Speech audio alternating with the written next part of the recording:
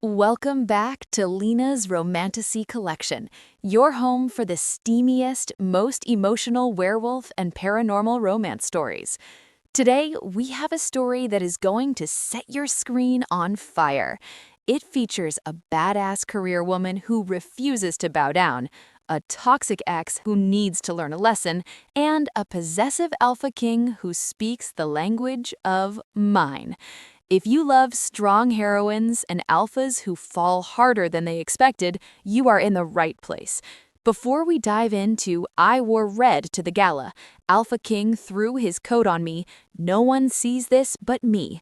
Please take a second to hit that like button. It really helps the channel grow, and make sure you are subscribed with the notification bell turned on so you never miss a new release. Now, grab your headphones and get comfortable. Let's find out what happens when you wear a revenge dress to the Alpha's party. Chapter 1. The Fixer in Heels. I don't care if the CEO was photographed with a goat, 2 showgirls, and a bag of unauthorized marshmallows. Deny the marshmallows, admit to the goat as a charity initiative, and bury the showgirls under the quarterly earnings report. Do I have to do everything myself? Sloane Vane ended the call and tossed her phone onto the mahogany desk. It slid across the polished surface, stopping inches from the edge. She didn't look at it. She was too busy massaging her temples, trying to push a migraine back into the depths of her brain. At 29, Sloane was the youngest senior crisis manager at Gantry and Associates. She was the woman corporate giants called when they messed up. She was expensive, she was exhausted, and she was brilliant. "You look like you're plotting a murder," a voice chirped from the doorway. It was Mia, her assistant, holding a triple-shot espresso like a peace offering. "Just a justifiable homicide," Sloane muttered, taking the coffee. "The Henderson account is a disaster, but I fixed it again." "You always do," Mia said, her face falling slightly. "Which is why Gantry wants to see you. It's about the Sterling merger." The air in the office seemed to drop 10 degrees. Sloane froze, the coffee cup halfway to her lips. "Sterling," she repeated, the name tasting like ash. "Julian Sterling?" "He's blocking the contract, Sloane," Mia whispered, looking sympathetic. "He says there are communication issues with the PR team. He's specifically requesting a review of your lead." Sloane set the coffee down hard. Julian. Her ex, the man she spent 5 years supporting while he was just a promising heir with daddy issues. She had edited his college papers, smoothed over his social blunders, and stood by him when his father threatened to disown him. And how had he repaid her? By dumping her the week before he took over the company because she didn't fit the Sterling aesthetic. Apparently, a girl who grew up in foster care and worked for a living wasn't trophy wife material. That was 5 years ago. Now, she was the best in the city, and he was using his billion-dollar inheritance to torment her. "He doesn't have communication issues," Sloane said, standing up and smoothing her pencil skirt. Her eyes flashed with cold determination. "He has an ego the size of a blimp and the emotional maturity of a teaspoon. If he wants a review, I'll give him one." "Be careful," Mia warned. "Gantry's already sweating. The Sterling account is half our projected revenue for the year." "I know. That's why Julian is doing this. He knows he has leverage, but he's forgetting one thing." "What's that?" "I know where all his skeletons are buried," Sloane said, checking her lipstick in the reflection of her computer monitor. "And I brought the shovel." Chapter 2. The Gaslight. The conference room at Sterling Industries was designed to make people feel small. The table was too long, the chairs were too low, and the air conditioning was set to Arctic. Sloane sat at one end, her spine steel straight. At the other end sat Julian Sterling. He looked good. That was the annoying part. He had the kind of blonde, old-money looks that belonged on a polo field, but Sloane knew the rot underneath. "Your proposal is aggressive, Sloane," Julian said, flipping through the file she had spent 3 nights perfecting. He didn't even look up. "It lacks refinement. It feels a bit desperate." Sloane didn't flinch. It's a crisis management strategy for a hostile takeover, Julian. It's supposed to be aggressive. Refinement gets you eaten alive in this market. You know that. Or did you forget how I saved your ass during the EPA scandal last year? Julian finally looked up. His blue eyes were cold, filled with a smug amusement that made Sloane's skin crawl. Past favors don't excuse current incompetence, he said smoothly. The other executives in the room shifted uncomfortably. They knew Sloane was the best. They knew she was the reason their stock hadn't tanked last quarter, but none of them would speak up against the boss. Incompetence? Sloane let out a sharp, dry laugh. My incompetence brought your firm a 40% increase in public trust rating. This isn't about the proposal, Julian. Stop wasting everyone's time. Julian leaned back, crossing his arms. You've always been so emotional, Sloane. This is why we didn't work out. You can't separate business from your us outbursts. You're too loud, too much. Gaslighting. Textbook. He was trying to make her look unstable in front of the board. I am professional, Sloane said, her voice deadly calm, and I am done being lectured on refinement by a man who once called me at 3 a.m. crying because he couldn't figure out how to tie a Windsor knot. The room went silent. A few executives coughed to hide their grins. Julian's face turned a mottled shade of red. He stood up, slamming the file shut. Meeting adjourned. And Sloane, if you want to keep this account, you'd better change your attitude. I hear Gantry is looking for budget cuts. It would be a shame if you were one of them. He stormed out. Sloane remained seated, her hands trembling slightly under the table, not from fear, but from the sheer effort of not throwing her laptop at his head. He was threatening her livelihood because she dared to be successful without him. Chapter 3. The Ultimatum. Mr. Gantry was a man who looked like a melted candle in a cheap suit. He was sweating when Sloane walked into his office an hour later. "Sit down, Vane," he barked, not looking at her. "I can explain the meeting," Sloane started, but Gantry held up a hand. "I don't care about the meeting. Julian Sterling just called me. He says you were hostile. He says he's thinking of pulling the account and taking it to Miller & Co." Miller & Co. couldn't PR their way out of a paper bag, Sloane argued. Julian is bluffing. He needs me. He's just trying to exert control because of your personal history, Gantry shouted, slamming his fist on the desk. I don't care who dumped who, Vane. I care about the 6-figure retainer fee. Sloane grit her teeth. I brought in that retainer fee. I brought in the Sterling account. I brought in the Tech Corp deal. I am the reason this firm is solvent. And you'll be the reason we go under if Julian walks. Gantry stood up, wiping his forehead with a handkerchief. I'm not letting your ego sink this ship. He pointed a chubby finger at her. The Winter Solstice Charity Gala is in 3 days. Julian will be there. He's the keynote donor. I know, I'm on the invite list. You are going to that gala, Gantry ordered, and you are going to apologize to Julian. You are going to smooth this over. You will be charming, you will be submissive, and you will make him feel like the smartest man in the room. If he doesn't sign the renewal contract by Monday morning, don't bother coming in. Sloane stared at him. You're threatening to fire me after everything I've done?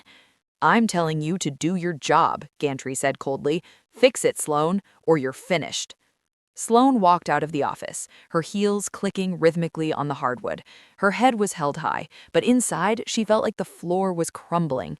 She had clawed her way up from nothing. She had built this career brick by brick, and now 2 men, one a coward, one a narcissist, were about to tear it all down.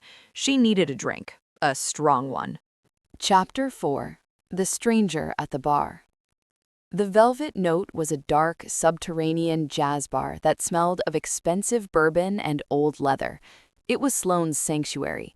No one from the corporate world came here. It was too dark for Instagram photos.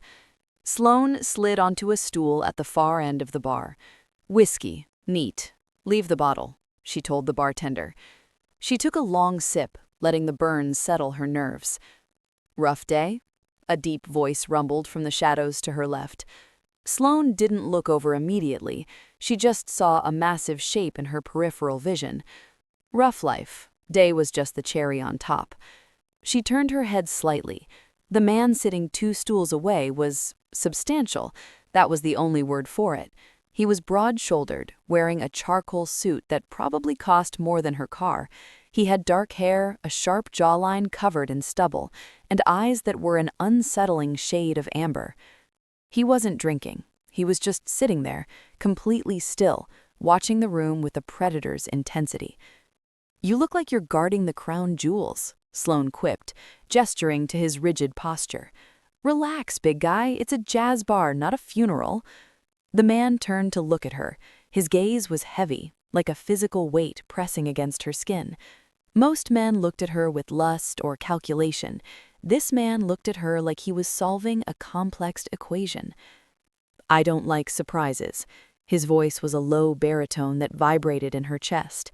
"Join the club," Sloane muttered, taking another drink. "I'm Sloane. And before you ask, no, I don't want to hear about your crypto portfolio." The corner of the man's mouth twitched. "I don't own crypto. I prefer tangible assets." "Let me guess," Sloane said, pivoting on her stool to face him fully. The whiskey was making her bold. "Real estate? Oil? Or are you one of those guys who buys islands just to feel like a Bond villain?" "Something like that," he murmured. "I'm Siren." "Well, Siren," Sloane sighed, resting her chin in her hand, "if you have any advice on how to deal with a narcissistic ex-boyfriend who controls my career, I'm all ears." Siren shifted, turning his full attention to her. The air around him felt charged, static electricity crackling against her arm. "He threatens you," Sloane corrected. "Financially. He thinks he can break me because he has the money and I have the audacity." "Audacity is a valuable currency," Siren said softly. "More valuable than gold if used correctly." Sloane laughed. "You sound like a fortune cookie written by a warlord." "And you talk too much," Siren replied, but there was no bite in it. In fact, his eyes were dancing with amusement. "It's refreshing." Chapter 5. The Glare. "Hey, sweetheart, why are you talking to the wall?" The voice was slurred and loud, cutting through the smooth jazz. A man in a rumpled shirt stumbled up to Sloane, leaning heavily on the bar. He smelled of stale beer and bad decisions. Sloane stiffened. "I'm busy. Walk away." "Aw, come on," the drunk guy sneered, reaching out to grab her arm. "Don't be a bitch. Let me buy you a—" Before his fingers could graze her silk blouse, the temperature in the room seemed to plummet. Siren didn't stand up. He didn't yell. He didn't even raise a hand. He simply turned his head and looked at the drunk man. Sloane watched, confused. Siren just stared. But it wasn't a normal stare. It was a look of such primal, concentrated violence that the air seemed to thicken. A low sound, almost like a growl too deep for human ears to fully register, vibrated from his chest. The drunk man froze. His face went pale, then gray. His eyes widened in sheer animalistic terror, as if he were looking into the jaws of a monster. He started trembling, actually shaking in his shoes. I, the drunk stammered. He backed away, tripping over his own feet, and then practically ran out the door, knocking over a chair in his haste. Sloane blinked. She looked from the empty doorway back to Siren. He was calmly picking up his glass of water, the terrifying aura gone, as if it never existed. "What was that?" she asked, eyes wide. "Did you hypnotize him?" Siren took a sip of water. "I just reminded him of his manners." "Reminded him?" Sloane scoffed, though her heart was pounding. "You looked at him like you were going to eat his soul. Do you practice that in the mirror?" Siren looked at her, and for a second, Sloane saw a flash of something gold and wild in his eyes before it vanished. "Only on Tuesdays," he deadpanned.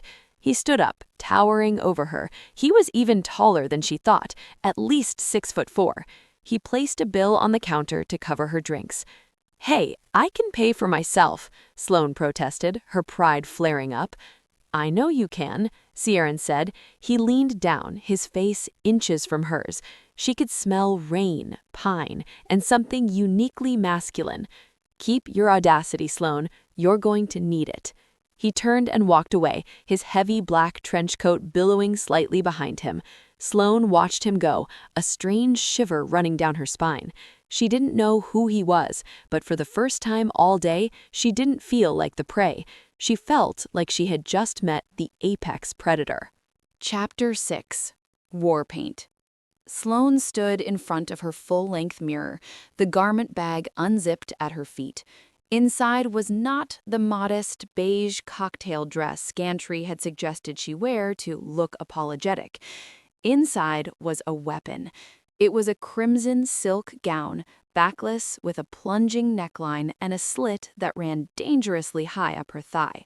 It was the kind of dress that started rumors. It was the kind of dress that said, "I don't need your money, and I certainly don't need your approval." "Gantry wants submissive," Sloane whispered to her reflection. She applied a layer of blood-red lipstick, her hand steady despite the chaotic thumping of her heart. "He wants me to beg. He wants me to crawl back to Julian and ask for forgiveness for being better at my job than he is." She pinned her dark hair up, leaving a few tendrils loose to frame her sharp jawline. She looked like a femme fatale from a noir film, beautiful, dangerous, and entirely unbothered. "Sorry, boys," she murmured, stepping into the dress and zipping it up. The silk hugged her curves like a second skin. "I don't do submissive." She grabbed her clutch, which contained her resignation letter just in case things went south, and checked her bank account one last time. It was healthy, thanks to her obsessively saving every bonus check for 5 years. She wasn't rich like the Sterlings, but she had FU money, and tonight she planned to spend it. Her phone buzzed. A text from Mia. "Gantry is already there. He's drinking. Good luck." Sloane took a deep breath. She wasn't going to the Winter Solstice Gala to save her job. She realized that now. She was going to prove a point. She was going to walk into that room, head high, and show Julian Sterling exactly what he had thrown away. If she was going down in flames. And she was going to look spectacular doing it. Chapter 7. The Lion's Den. The grand ballroom of the Ritz-Carlton was dripping in gold and crystals. A string quartet played something polite and boring in the corner, while the city's elite mingled, sipping champagne that cost more than Sloane's rent. When Sloane walked in, the room didn't just go quiet. The silence rippled outward from the door like a wave. Heads turned, conversations halted mid-sentence. In a sea of black tuxedos and pastel ball gowns, Sloane was a strike of lightning. The red dress was vibrant, aggressive, and stunning. She walked with a predator's grace, her heels clicking a steady rhythm on the marble floor. She saw Mr. Gantry near the buffet. His jaw literally dropped, a shrimp puff falling from his hand. He looked like he was about to have a stroke. He had ordered her to be humble. She had arrived looking like the Queen of Hearts. Sloane ignored him. She scanned the room for her target. There he was, Julian Sterling. He was holding court near the center of the room, laughing at some sycophant's joke. He looked perfectly groomed, perfectly rich, and perfectly hollow. When his eyes landed on Sloane, the laugh died in his throat. For a second, she saw raw hunger in his eyes. He looked at her the way a starving man looks at a feast. But then the entitlement kicked in. His expression hardened into a sneer of possessiveness and disdain. He excused himself from his group and began walking toward her. He moved with the confidence of a man who owned the building. "Show time," Sloane muttered to herself, grabbing a glass of champagne from a passing tray. She didn't drink it. She just needed something to hold so she wouldn't punch him. "Sloane," Julian said as he reached her. He didn't say hello. He just looked her up and down, his eyes lingering on the slit of her dress. "What do you think you're doing?" "I believe it's called attending a party, Julian," Sloane said, offering him a tight plastic smile. "You sent the invite, remember?" "I expected you to have some shame," Julian hissed, stepping closer so their conversation remained private. "After the mess you made in the boardroom, you come here dressed like a high-priced escort?" Sloane's smile didn't waver, but her eyes went cold. Careful, Julian. If you keep looking at me like that, people will think you're still in love with me. Or is that drool on your chin? Chapter 8. The Cornered Queen. Julian's face flushed a deep, ugly red. He grabbed her upper arm, hard. His fingers dug into her bare skin, painful and possessive. "You think you're so smart," he whispered, his breath hot and smelling of expensive scotch. "But you're nothing without me. Gantry told me everything. You're one bad review away from being unemployed, and guess who holds the pen?" Sloane tried to pull her arm away, but his grip tightened. "Let go of me, Julian. You're making a scene." "I'm saving you from yourself," Julian countered, pulling her slightly toward the side exit. "You look cheap. Everyone is staring at you, laughing at you. I'm going to take you out the back, get you a coat, and send you home before you embarrass my company any further." "I don't work for your company," Sloane snapped, digging her heels in, "and I don't need saving." "Stop fighting me." Julian's voice rose, cracking the veneer of his polite society persona. A few people nearby glanced over, looking uncomfortable but doing nothing to intervene. That was the rule of the elite: never interfere with a sterling. Sloane felt a spike of genuine fear, not because Julian could hurt her physically, she had taken kickboxing classes, but because he was stripping away her dignity in front of the entire city. He was reducing her to an unruly child being scolded. "I said let go," Sloane said, her voice sharp. "You belong to me, Sloane," Julian snarled, his eyes glazing over with a toxic mix of lust and rage. "Now you come outside before I—" The air in the ballroom suddenly changed. It wasn't just a shift in mood, it was a physical drop in pressure. The hair on Sloane's arms stood up. The chatter in the room died instantly, replaced by a heavy, suffocating silence. Julian froze. His grip on her arm loosened, his eyes widening as he looked over Sloane's shoulder. He looked like a dog that had just realized it wandered into a lion's cage. Sloane turned her head. Standing 3 feet away was the man from the bar, Kieran. But he didn't look like the man from the bar anymore. He looked like a god of war dressed in a tuxedo. His amber eyes were glowing, actually glowing with a terrifying golden light. His lips were pulled back in a snarl that exposed teeth that looked too white, too sharp. Chapter 9. The Alpha's Claim. Sioran didn't speak. He moved. The motion was a blur, faster than any human should be able to move. One second he was standing 3 feet away, the next he was between Sloane and Julian. He didn't hit Julian, he didn't have to. Sioran simply stepped into Julian's personal space, radiating waves of pure, unadulterated dominance. It was a primal force, an invisible weight that crushed the air out of the lungs. Julian released Sloane instantly, stumbling back as if he'd been burned. He was shaking, his face drained of all color, gasping for air as if he were drowning. Sloane stood there, stunned, rubbing her bruised arm. She looked up at Sioran, expecting him to be looking at Julian. But he wasn't. He was looking at her. His eyes swept over her, from the red lipstick to the plunging neckline, down to the high slit of the dress. His pupils were blown wide, swallowing the iris. His jaw ticked, a muscle jumping in his cheek as he fought for control. He was furious, not at her, but for her. And he was jealous, violently, irrationally jealous that other men were seeing her like this. "Sioran?" she whispered, her voice trembling. He didn't answer. In one fluid, aggressive motion, he ripped off his heavy, black wool trench coat. He swung it around, throwing it over Sloane. The heavy fabric engulfed her, covering her head, her shoulders, and the scandalous red dress completely. It smelled of him, pine, rain, and raw power. He pulled the lapels tight, essentially swaddling her, hiding her from the world. He pulled her into his chest, his large hand cupping the back of her head through the coat, pressing her face against his tuxedo shirt. Then he turned to Julian. The entire room was silent enough to hear a pin drop. Sieran leaned forward, his voice a low, gravelly rumble that vibrated through Sloane's entire body. "No one sees this but me." It wasn't a request, it was a law. Julian whimpered. Actually whimpered. He scrambled backward, knocked over a waiter's tray of champagne flutes with a deafening crash, and fled. He ran out of the ballroom like the devil himself was snapping at his heels. Sieran didn't chase him.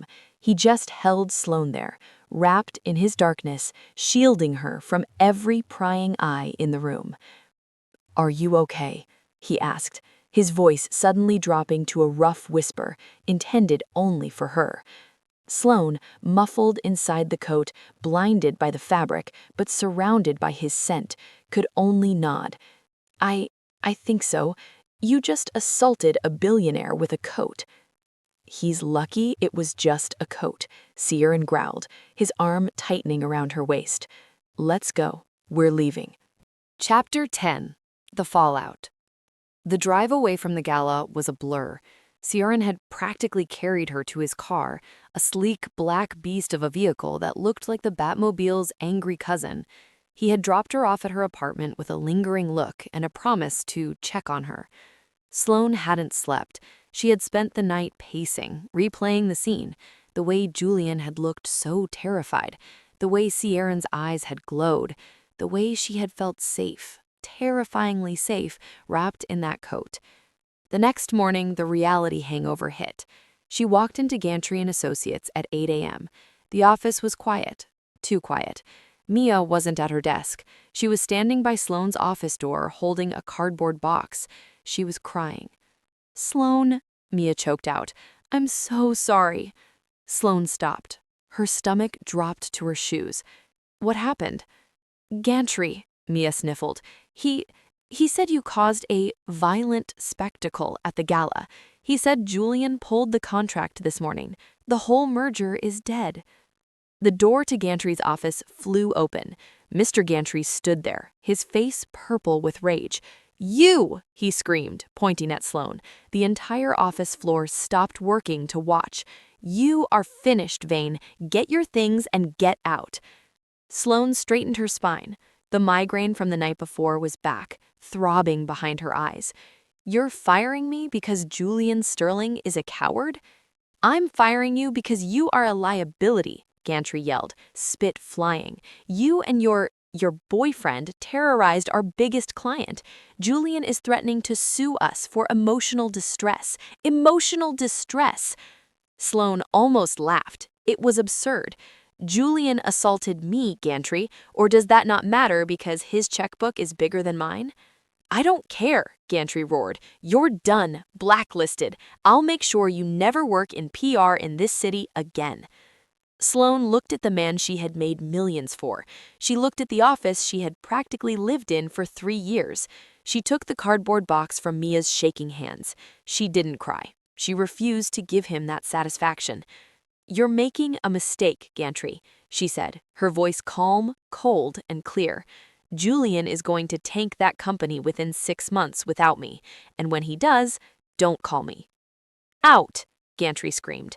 Sloane turned on her heel. She walked to the elevator, her head held high, clutching the box of her belongings. She was unemployed. She was blacklisted. Her career was in ashes. She stepped out onto the busy city street, the cold wind biting at her cheeks. She took a deep breath. "Well," she said to the empty air, "that went well." A black car pulled up to the curb. The window rolled down. Sieran Thorne sat in the driver's seat, wearing dark sunglasses. He didn't look at her. He just unlocked the passenger door. "Get in," he said. "Are you stalking me?" Sloane asked, though she was already reaching for the handle. "I'm recruiting. I heard you have some free time." Chapter 11. The Severance Package. The interior of Sieran's car smelled like expensive leather and safety. It was quiet, shutting out the noise of the city and the disaster that was Sloane's life. Sloane buckled her seatbelt, clutching the cardboard box containing her stapler, a half-dead succulent, and her framed degree like a shield. "So," Sloane said, staring straight ahead, "how did you know?" "I own the building," Siren said casually, merging into traffic with a smoothness that defied physics. "And I have friends on the board. I knew Gantry was going to cut you loose the moment Julian made the call." Sloane let out a bitter laugh. "Efficient. Did you come to watch the carnage, or did you just need a tax write-off for saving a damsel?" Siren glanced at her. The sunglasses hid his eyes, but his jaw was tight. "I don't do charity, Sloane, and you aren't a damsel. A damsel would be crying. You look like you're planning a hostile takeover." "I'm considering it, but first, I need a drink and a job, preferably in that order." "I can offer both," Siren said. He took a sharp turn, heading away from the business district and toward the older, industrial side of the city, the Iron District. It was an area known for high-end lofts and exclusive members-only clubs. "I'm not being your assistant, Siren," Sloane warned, her pride flaring up again. "I don't fetch coffee, I don't manage calendars, and I certainly don't entertain clients."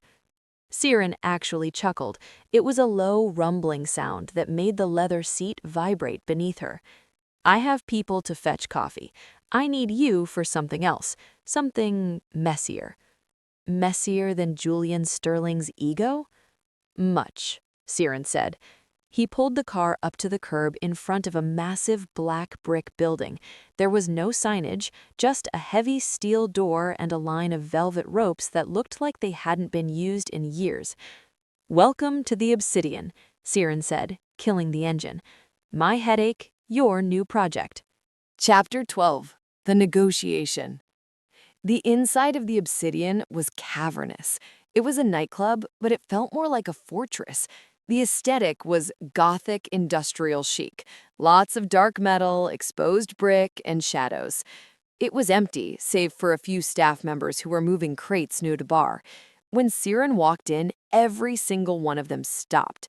They didn't just look at him, they froze, lowered their heads, and practically held their breath until he passed. Weird management style, Sloane thought. Terror-based? Siren led her up a spiral staircase to a glass-walled office overlooking the dance floor. He gestured for her to sit in a leather armchair that looked like a throne. "Here is the situation," Siren said, leaning against his desk, crossing his arms. The muscles in his forearms strained against his dress shirt. "This club is profitable, but it has a reputation problem." "Let me guess," Sloane said, looking around. "It looks like a vampire lair? People think you sacrifice goats in the basement?" "Close," Siren said, his face stiffened. "We value privacy, exclusivity, but the city council is threatening to revoke our liquor license because of noise complaints and suspicious activity. They think we're a front for the mob." "Are you?" Sloane asked point blank. "No," Siren said. "We are a sanctuary for people who don't fit in elsewhere. Wolves, and occasionally others with scales or fangs. But we need to look legitimate. We need a public face, someone to handle the press, smooth over the neighbors, and make us look like a respectable establishment." Sloane tapped her fingers on her knee. "You want a rebrand. You want me to take this," she gestured to the dark, brooding atmosphere, "and make it palatable for the Chamber of Commerce?" "I want you to protect my people," Siren said. His voice dropped an octave. The intensity in his tone surprised her. "Julian blacklisted you from the corporate world, Sloane, but the nightlife industry, it's the Wild West. His influence doesn't reach here. I'll pay you double what Gantry paid you." Sloane's eyebrows shot up. "Double?" "And full autonomy," Siren added. "You run the PR. You handle the city council. No one questions you. Not even me." Sloane looked at him. He was offering her a lifeline, a fortune, and freedom, but she still felt the sting of the charity accusation. "I'll take the job," Sloane said slowly, "on one condition." "Name it." "I don't want a handout. I want a contract. 6 months. If I save your license and boost your public rating, I get a percentage of the annual profit. If I fail, you don't pay me a dime." Siren smiled. It was a slow, dangerous smile that made her toes curl. "You like to gamble." "I bet on sure things," Sloane replied. "Do we have a deal?" "Deal," Siren said, extending his hand. When Sloane shook it, she felt a jolt of static electricity so strong it almost hurt. Siren didn't let go immediately. He held her hand for a second too long, his thumb brushing over her knuckles. "Welcome to the pack, Sloane," he whispered. Chapter 13. The Welcome Committee. The next morning, Sloane arrived at the Obsidian at 9 a.m. sharp, armed with a laptop, a venti coffee, and a mission. She walked up to the front entrance. A man was standing guard.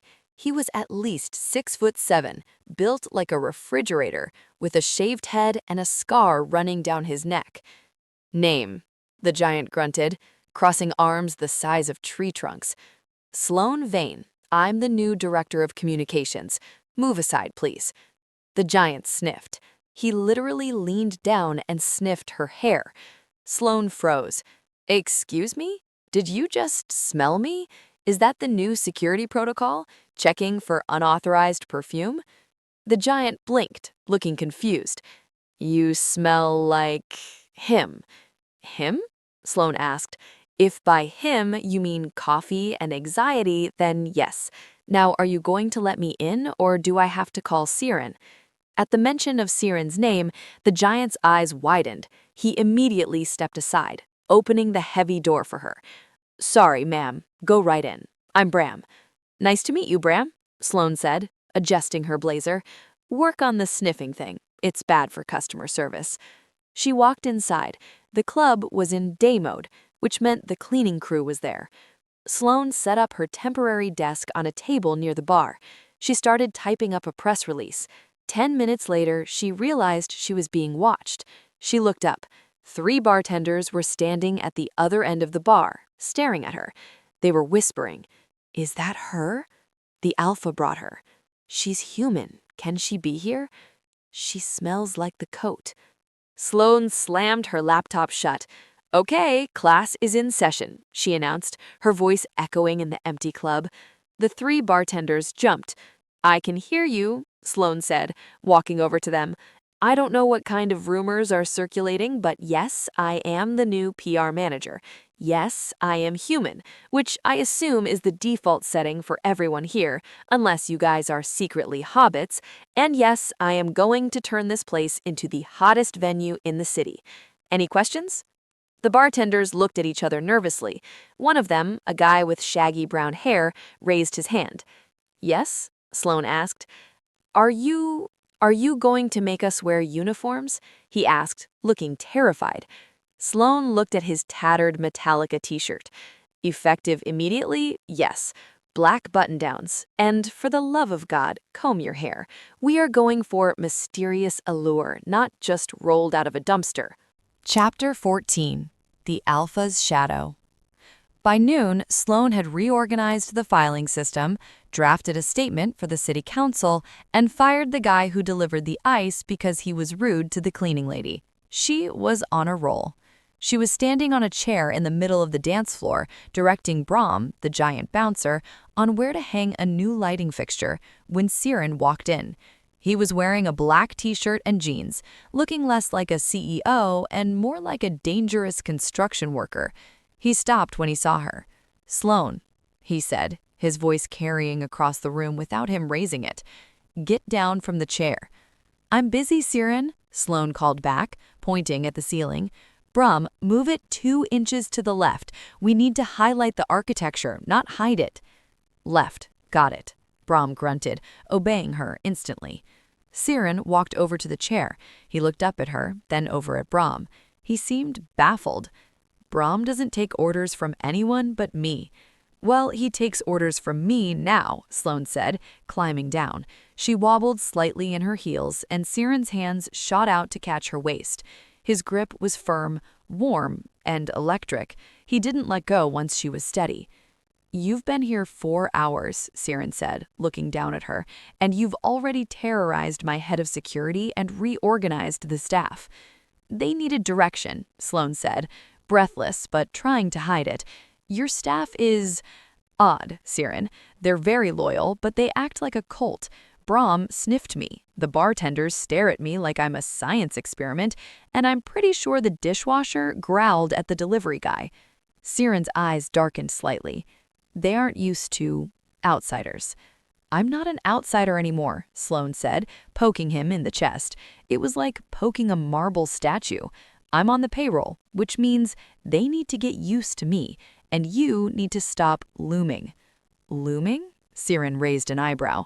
Yes, you radiate this heavy energy. It scares people.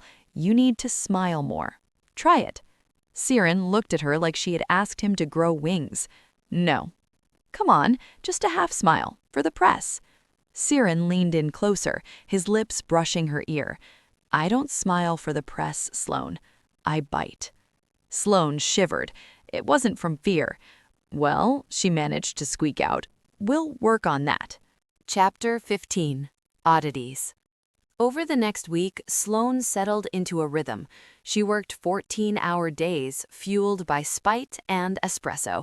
She was determined to make the obsidian untouchable, just to prove Gantry and Julian wrong. But the more time she spent at the club, the harder it was to ignore the weirdness.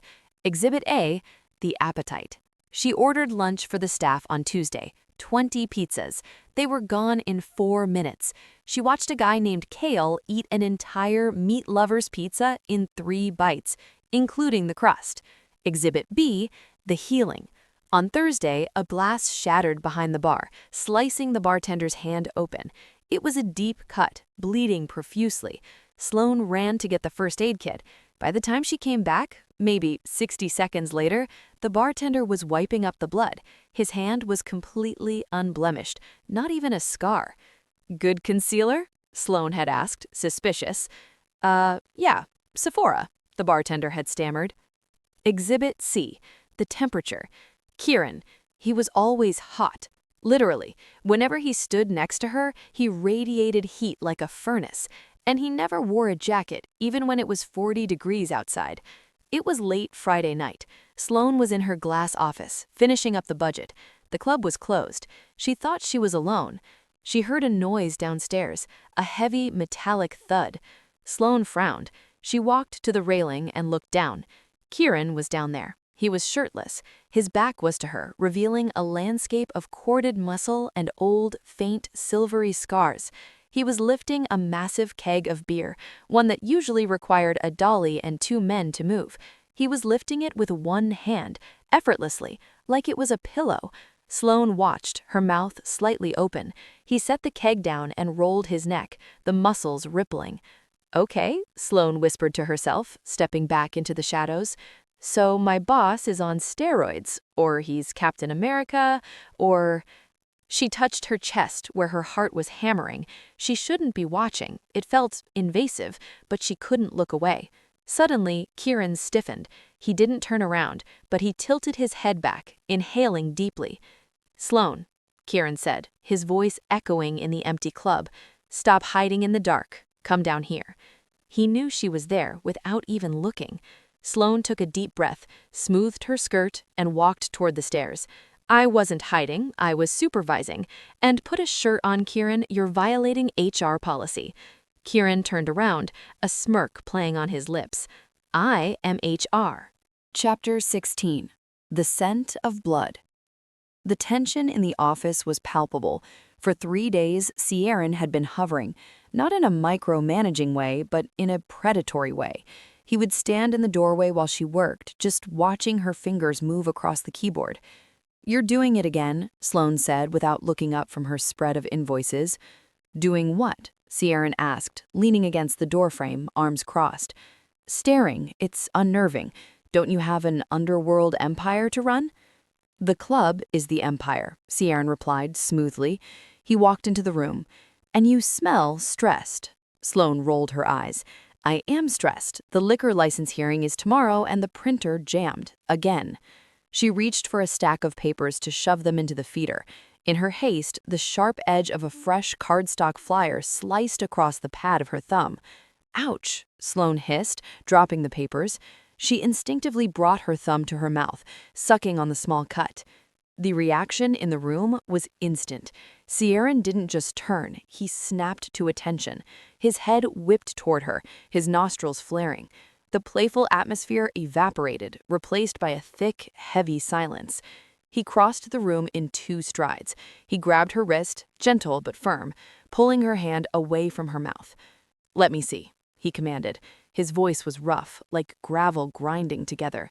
"It's a paper cut, Ciaran, not an amputation," Sloane said, trying to pull back. But she couldn't. His grip was iron. Ciaran stared at the tiny bead of bright red blood welling up on her skin. His eyes darkened, the amber irises swallowing the pupils until they looked almost black. He seemed to be fighting a war within himself. He lifted her hand. For a terrifying, electrifying second, Sloane thought he was going to lick the blood away. Her breath hitched, her heart hammering against her ribs. Instead, he pulled a handkerchief from his pocket and pressed it to her thumb. He held it there, his thumb rubbing soothing circles over the back of her hand. "Be careful," he whispered, his voice strained. "The scent, it carries." "It carries?" Sloane blinked, her pulse racing. "Ciaran, it's 1 drop of blood." "To me, it's a beacon," he murmured, looking into her eyes. The intensity was overwhelming. "You have no idea how loud you are, Sloane, even when you're silent." He released her hand abruptly and walked to the window, putting distance between them. Sloane looked at her thumb. The bleeding had stopped, but the tingling where he touched her remained. She looked at his back. "You're weird, Ciaran Thorne." "You have no idea," he replied to the glass. Chapter 17. The Snake Returns. The next afternoon, Ciaran was out meeting with suppliers, which Sloane assumed meant intimidating beverage distributors. She was alone at the Obsidian, prepping for the night's soft opening. The front door chimed. "We're not open yet," Sloane called out from behind the bar, where she was checking inventory. "I'm not here for a drink, Sloane. I'm here for an inspection." The voice made her blood run cold. She stood up slowly. Julian Sterling stood in the entrance.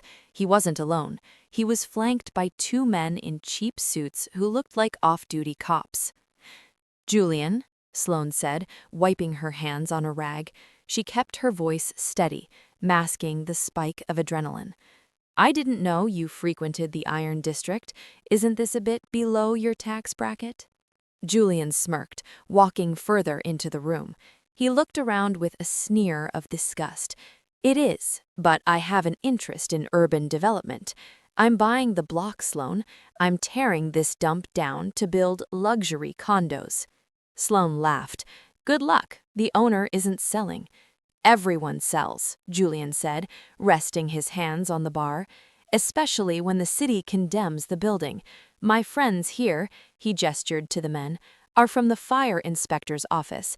They seem to think this place is a death trap. Faulty wiring, blocked exits." "That's a lie," Sloane snapped.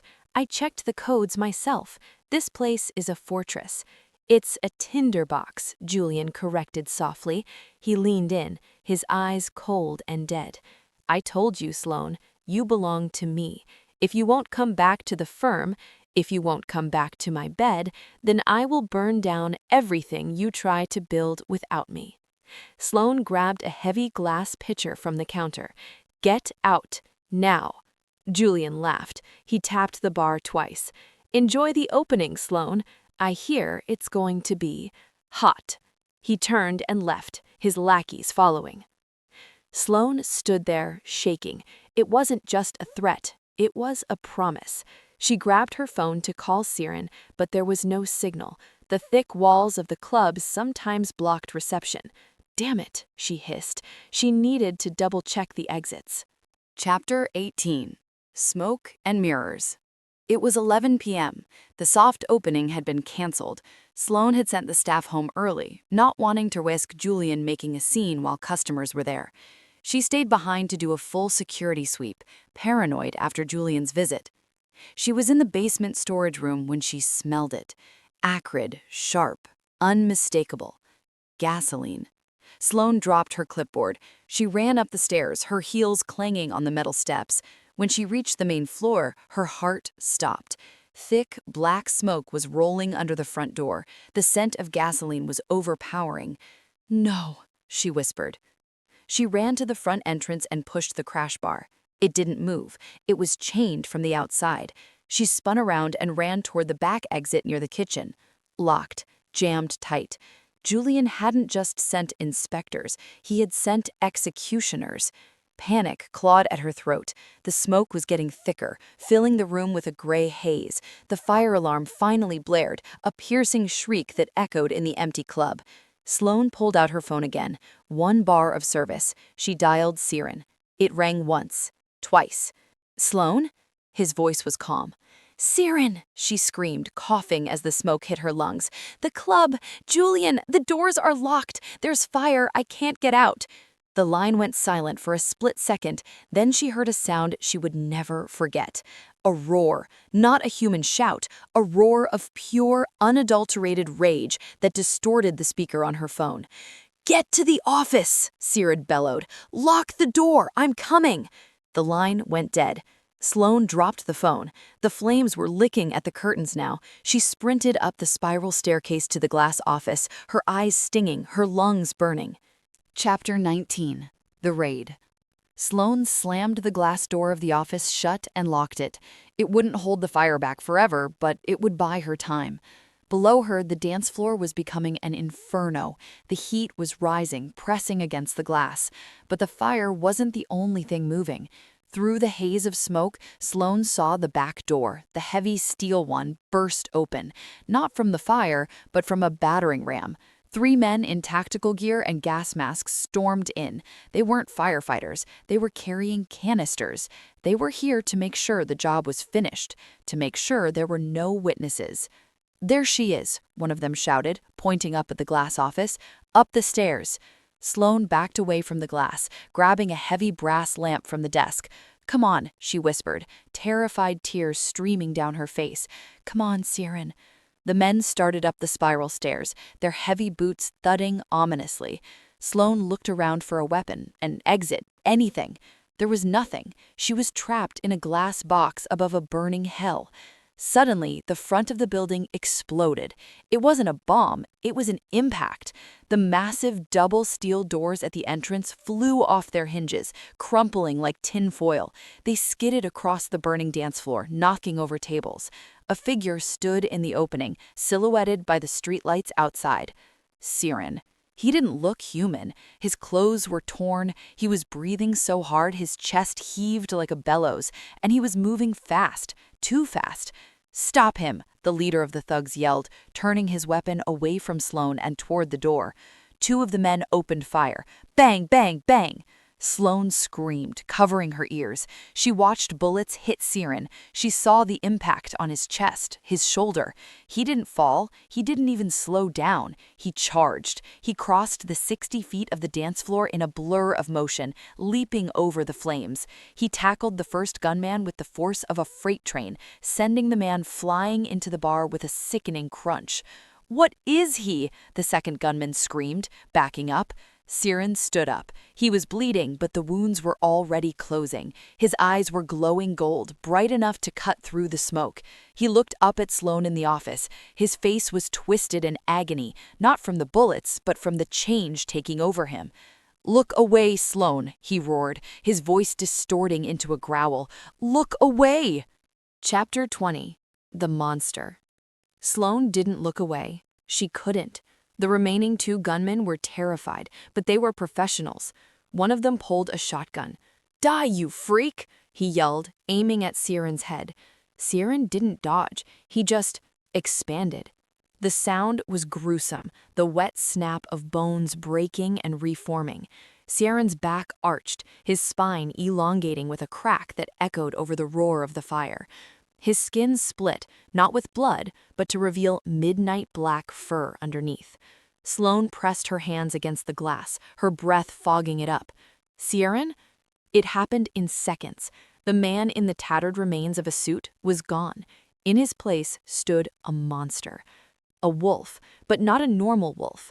This creature was massive, standing nearly 5 feet tall at the shoulder. Its fur was black as the void, absorbing the light of the fire. Its claws were like black glass daggers, scraping against the concrete floor. The gunman with the shotgun fired. The wolf moved faster than the eye could track. It swiped a massive paw, knocking the shotgun and the man holding it across the room like a toy. The last thug dropped his weapon and fell to his knees. "God! Oh, God!" The wolf snarled, a sound that vibrated in Sloane's very bones. It didn't kill the man. It lunged, snapping its jaws inches from his face, terrifying him into unconsciousness. Then the wolf turned its head.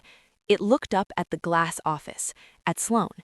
Its eyes were the same, amber, intelligent, but wild. The fire was getting closer to the stairs. The structural beams were groaning. The wolf crouched and sprang, clearing the entire staircase in one leap, landing on the balcony outside her office door. It reared up on its hind legs, a terrifying mix of man and beast, and smashed the glass door with one strike. Sloane flinched back as shards of glass rained down. She was cornered against the desk, clutching the lamp. The massive black wolf stepped into the office. It filled the room. It smelled of burnt hair, blood, and ozone. It lowered its massive head, bringing its snout inches from her face. Sloane stopped breathing. She stared into the golden eyes, waiting to be eaten. Instead, the wolf whined, a low, pathetic sound. It nudged her hand with its wet nose, pushing the lamp down. "Sieran?" she whispered, her voice shaking uncontrollably. The wolf huffed, a burst of hot air hitting her face. It turned, offering its broad back to her. It looked over its shoulder, waiting. It wanted her to climb on. Chapter 21. The Escape. Sloane hesitated for only a fraction of a second. The heat was blistering now, the carpet in the office beginning to smoke. She looked at the massive black wolf waiting for her, its golden eyes filled with an almost human desperation. "If I fall off, I'm suing you," she choked out, grabbing fistfuls of thick, coarse fur. She climbed onto the wolf's back, wrapping her arms around its massive neck. It felt like sitting on a vibrating engine block, pure, coiled power. The wolf didn't wait. It turned and launched itself through the shattered office window. Sloane screamed, burying her face in its fur as they plummeted 2 stories down. She expected the crunch of bone, the hardness of the pavement. Instead, the wolf landed with a heavy, agile thud in the alleyway behind the club, absorbing the impact effortlessly. It didn't stop. It sprinted. They tore through the night streets of the Iron District, moving faster than any car. The wind whipped Sloane's hair back, drying the tears on her cheeks. She held on for dear life, feeling the rhythmic, powerful stride of the beast beneath her. They didn't go to a hospital. They went to a private garage entrance of a sleek, high-rise penthouse a few blocks away. The gate opened automatically as the wolf approached. Inside, the wolf slowed to a trot, finally collapsing on the cool concrete floor of the private garage. Sloane slid off, her legs shaking so hard she could barely stand. She was covered in soot, smelled of smoke, and her dress was ruined. The wolf panted heavily, its tongue lolling out. Then the cracking sound returned. Sloane turned her back, giving him dignity, though she was trembling. Are you done being a canine?" "Yes," a rough, exhausted voice rasped from the floor. She turned back. Kieran was lying on the floor, human again. He was naked, his clothes shredded during the shift. His skin was slick with sweat and soot, and the bullet wounds she had seen earlier were now just faint pink scars, fading before her eyes. He looked up at her, shielding himself slightly with one arm. He looked vulnerable for the first time since she'd met him. He looked terrified that she would scream and run. Sloane stared at him. She stared at the man who had just saved her life by turning into a nightmare. She walked over to a pile of mechanic's towels on a workbench, grabbed a large, clean one, and walked back to him. She threw it at his face. "You have a lot of explaining to do, and put that on. I can't have this conversation while staring at your alpha status." Chapter 22. The Truth. They sat in his living room. Siren had wrapped the towel around his waist and downed a bottle of water in one gulp. Sloane sat on the edge of the velvet sofa, holding a glass of whiskey he had poured for her. "So," Sloane said, breaking the silence, "werewolf?" "Shifter," Siren corrected, staring at the floor. "Werewolf implies I'm cursed. I was born this way." "Right, semantics," Sloane said, taking a large gulp of whiskey. "And the staff? Bram? The hungry bartenders?" "Pack," Siren said. "I'm the alpha. They follow me. They protect what is mine." He looked up at her then, his amber eyes intense. "And you are mine." Sloane felt a blush heat her cheeks. Is that an employment clause or a possessive wolf thing? "It's a soul thing," Siren said, quietly. He moved from the chair to kneel in front of her. He didn't touch her, he just stayed close, like a devotee at an altar. "I knew it the moment I saw you at the bar. The scent, the pull. You are my mate, Sloane, the other half of my soul." Sloane stared at him. "Your mate? Siren, we met a week ago. I berated you for your tie." "And I loved every second of it," Siren admitted, a small, crooked smile touching his lips. "Most people are terrified of me. They smell the predator and run. You looked the predator in the eye and told him to fix his attitude. You are the only thing that calms the beast. Tonight, I almost lost control, but your voice brought me back." Sloane looked at his hands, hands that could crush steel, but were currently resting gently on his own knees, afraid to dirty her dress. "I should run," Sloane whispered. "This is insane. You turn into a giant dog. People tried to kill us." "I know," Siren said, his voice cracking. "I should have told you. I wanted to. I was afraid you'd leave. And if you want to leave now, I'll let you. I'll give you the money, I'll protect you from a distance, and I'll never come near you again." He looked down, resigning himself to losing her. Sloane reached out. She placed her hand on his cheek. His skin was burning hot. He leaned into her touch instantly, closing his eyes and letting out a shuddering breath. "You idiot. I think you're scared of a little fur. I survived foster care and Julian Sterling. I can handle a wolf." Siren opened his eyes. Hope, raw and blinding, shone there. "Besides," Sloane added, a smirk tugging at her lips, "I need a new job. My last boss just burned down my office." Chapter 23. Surrender. Siren didn't laugh. He just looked at her with such overwhelming worship that Sloane felt her heart skip a beat.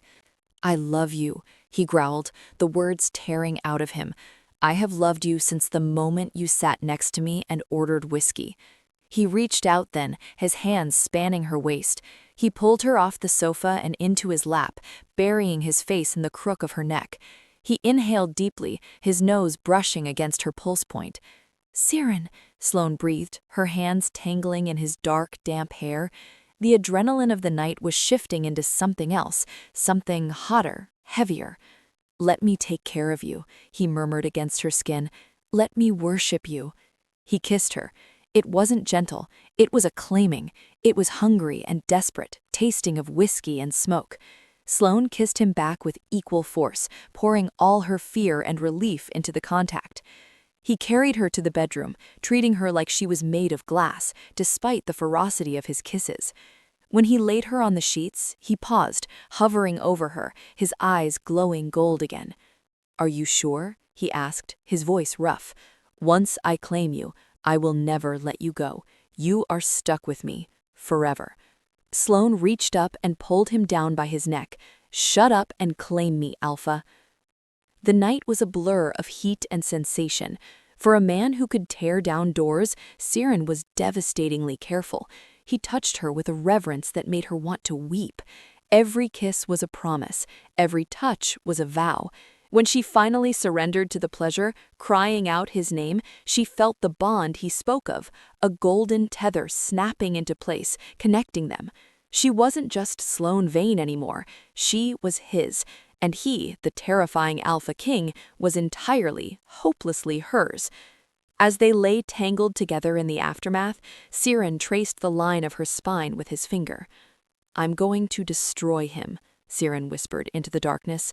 "Julian, for what he did tonight. Sloane rested her head on his chest, listening to his slow, steady heartbeat. Good, she murmured, sleep dragging her under. Leave nothing left. Chapter 24. Checkmate. 2 days later, Julian Sterling sat in his office, pouring a celebratory scotch. He had heard the news. The obsidian had burned. No bodies found yet, but surely Sloane was terrified enough to leave town. His assistant knocked on the door. She looked pale. "Sir," she said, "the SEC is here." "The who?" Julian frowned. "The Securities and Exchange Commission and the FBI and, I think, the IRS. Julian stood up. "What are you talking about?" Before he could move, the doors burst open. Agents and windbreakers swarmed the room. Behind them walked a man in an impeccably tailored suit. Ciaran Thorne. Ciaran didn't look like a monster today. He looked like a titan of industry. He walked calmly into Julian's office, holding a file. "You can't be here," Julian sputtered. "Who are you?" "I'm the majority shareholder of Obsidian Holdings," Ciaran said calmly, "and as of this morning, I am the owner of the debt your company just defaulted on." "What debt?" Julian laughed nervously. "Sterling Industries is solvent." "Was solvent," Ciaran corrected. He tossed the file onto the desk. "It seems your father had some off-book loans that my holding company purchased. I called them in 10 minutes ago. You're bankrupt, Julian." Julian grabbed the file, flipping through it frantically. His face went gray. This is impossible. You can't do this." "I just did," Ciaran said. He stepped closer, his voice dropped so only Julian could hear. "You tried to burn what was mine, so I burned what was yours. The difference is I used paperwork." "Sloane," Julian whispered. "Does she know?" "She helped draft the press release," Ciaran said with a cold smile. "She sends her regards, and she suggests you learn to tie a Windsor knot. You'll need it for court." Ciaran turned and walked away as the agents moved in to handcuff Julian. As he reached the elevator, his phone buzzed. It was a text from Sloane. "Did he cry?" Ciaran typed back. "Almost." Sloane, "Good boy. Come home. Dinner's ready. It's takeout. I don't cook." Chapter 25. Epilogue. 6 months later. The Winter Solstice Charity Gala was back. The ballroom was filled with the same people, the same champagne, and the same gossip, but the atmosphere was different.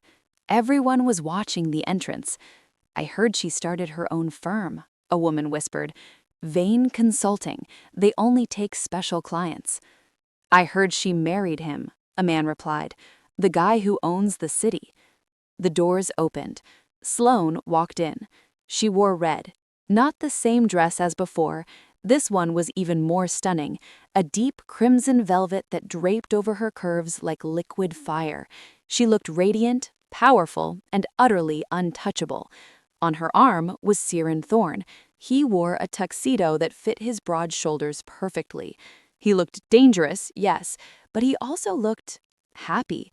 His hand rested possessively on Sloane's lower back, his thumb rubbing small circles there. They moved through the crowd like royalty. No one dared to sneer. No one dared to whisper. They parted like the Red Sea. They reached the balcony overlooking the city. Sloane leaned against the railing, sighing contentedly. "You know," she said, looking up at him, "Julian got 5 years for arson and fraud." "Too short," Karen grunted, "but acceptable." "And my firm just signed the Dragon Coalition. They need help with a hoarding scandal." Kieran chuckled, the sound vibrating in his chest. "You're going to rule the world, Sloane." "We," she corrected. She turned to face him, smoothing the lapel of his jacket. "We are going to rule the world." The wind picked up, a chilly gust from the north. Sloane shivered slightly in her backless dress. Without a word, Kieran took off his tuxedo jacket. He didn't throw it this time. He draped it gently over her shoulders, pulling it tight to keep her warm. Sloane looked up at him, her eyes dancing. "Are you going to growl at everyone again?" Kieran smirked. He leaned down and kissed her, A slow, deep kiss that made the rest of the world fade away. When he pulled back, his eyes were glowing with that familiar golden heat. "Let them look," Kieran whispered, kissing her forehead. "They know who you belong to now." Sloane smiled, snuggling into his warmth. "And they know who belongs to me." The end.